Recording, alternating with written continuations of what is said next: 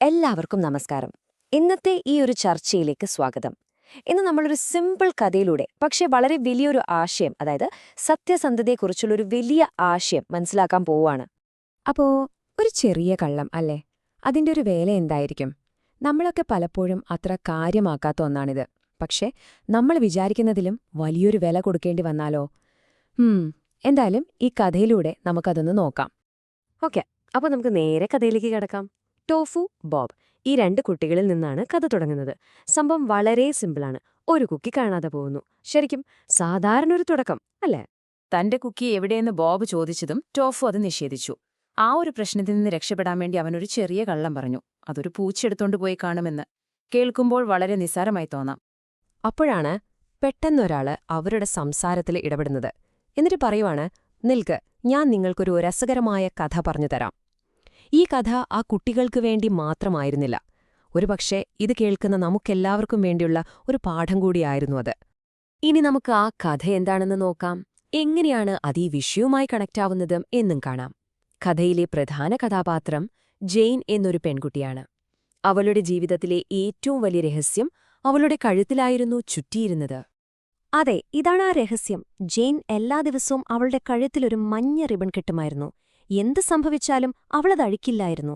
അത് അവളുടെ ഒരു ഭാഗം പോലെയായിരുന്നു, ആർക്കും ഉത്തരം കിട്ടാത്തൊരു ചോദ്യം പോലെ. ഇവിടെയാണ് ശരിക്കും രസം. ഇത് നോക്കിയേ, ജെയിനിന്റെ കൂട്ടുകാരൻ ജോണി. അവന്റെ ജീവിതകാലം മുഴുവൻ നീണ്ടുനിന്നൊരു സംശയമായിരുന്നു അത്. കുട്ടിയായിരുന്നപ്പോ വെറുമൊരു കളി പോലെ ചോദിച്ചു തുടങ്ങി. പിന്നെ ഹൈസ്കൂളിലായി, അപ്പോൾ അതവനെ ശരിക്കും അലട്ടാൻ തുടങ്ങി. കല്യാണം കഴിക്കാൻ ചോദിച്ചപ്പോഴും എന്തിന്, കല്യാണം കഴിഞ്ഞിട്ട് പോലും അവൻ ചോദിച്ചോണ്ടേയിരുന്നു.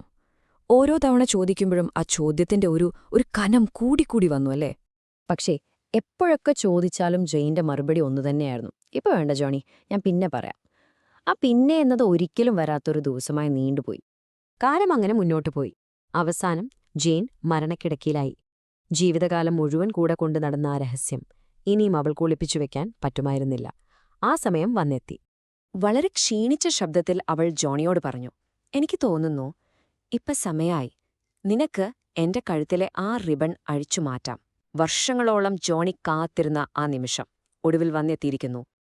ആ അവസാന നിമിഷങ്ങൾ ജോണി ഒരിക്കൽ കൂടി അവളോട് ചോദിച്ചു, ഉറപ്പിക്കാനായി. അവൾ തലയാട്ടി. എന്നിട്ട് വിറയ്ക്കുന്ന കൈകളോടെ അവൻ പതിയെ ആ മഞ്ഞ റിബണിന്റെ കെട്ടഴിക്കാൻ തുടങ്ങി.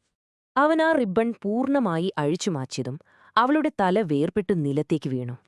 അപ്പോ ഇവിടുത്തെ പ്രധാന ചോദ്യം ഇതാണ്: തല വേർപെട്ടു പോകുന്ന ഇത്രയും വിചിത്രമായൊരു കഥയ്ക്ക് കാണാതെ പോയൊരു കുക്കിയുമായിട്ട് എന്താ ബന്ധം?